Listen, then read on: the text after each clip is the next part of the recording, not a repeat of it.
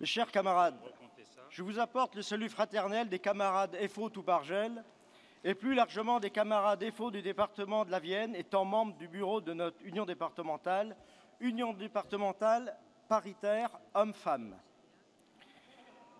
Je vais aborder un sujet qui est et restera malheureusement d'actualité, celui de la pénibilité.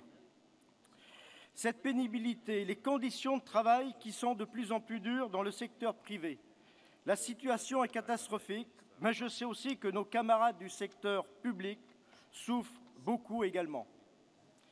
Comme nous l'a précisé hier notre secrétaire général Jean-Claude, depuis 2008, nous traversons une crise économique sans précédent pour nous et qui dure. Notre pouvoir d'achat, suite aux mesures d'austérité du gouvernement, avec la complicité du patronat, a fondu comme neige au soleil. Nos clients consommateurs sont touchés par cette récession du pouvoir d'achat. Ils réfléchissent à deux fois avant de passer commande auprès de nos salariés et vendeurs. Résultat, en moins de 5 ans, beaucoup d'entreprises du surgelé ont vu leur chiffre d'affaires diminuer de 20 à 30%, entraînant dans certains cas le recours au plan de licenciement, pour d'autres de ne plus remplacer les départs à la retraite, entraînant la diminution dramatique des effectifs et que dire sur la chute du chiffre d'affaires. Et c'est là que ça se corse, mes camarades.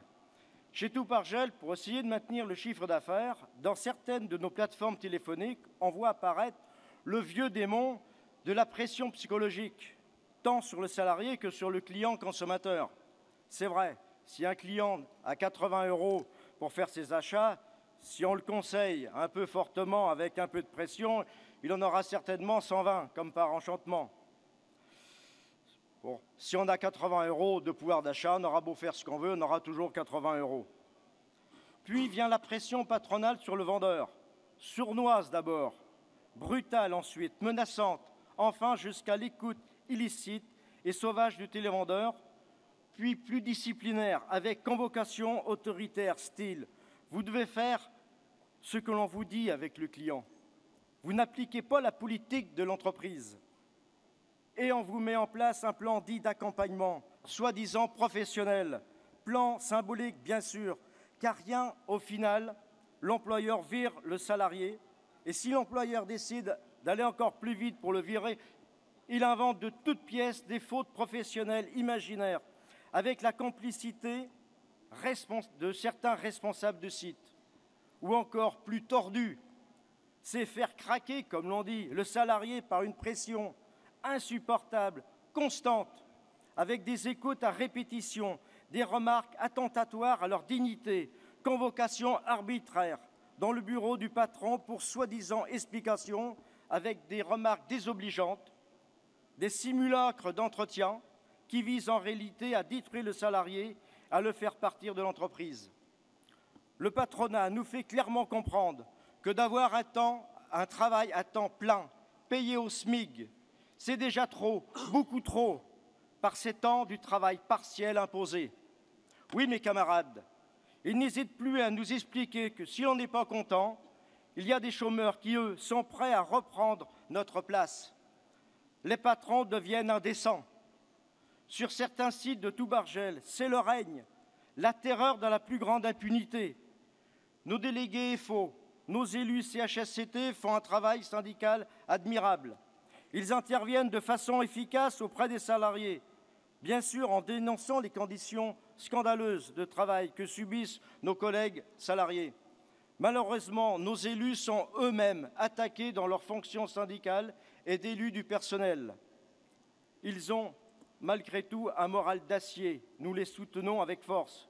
Mais Jean-Claude, sache que certains de nos camarades, malgré leur forte conviction syndicale et d'élus du personnel, finissent par jeter l'éponge et quitter l'entreprise. Jean-Claude, notre congrès doit exprimer un soutien syndical solidaire et massif, fort à l'adresse de tous nos camarades qui, chaque jour, sont au combat pour leurs collègues et nos revendications FO. Je conclurai sur le projet scélérate du gouvernement à l'écart de nos CHSCT. Le gouvernement actuel veut les réformer pour les remettre en cause et les fusionner avec les CE. C'est inacceptable. Il est inconcevable que cela nous soit imposé. Nos CHSCT font un travail exceptionnel dans le cadre du soutien des salariés et des conditions de travail. Camarades, nous devons faire front et nous opposer à cette réforme ou future loi pour que celle-ci ne nous soit jamais imposée. Notre Congrès doit le dire haut et fort.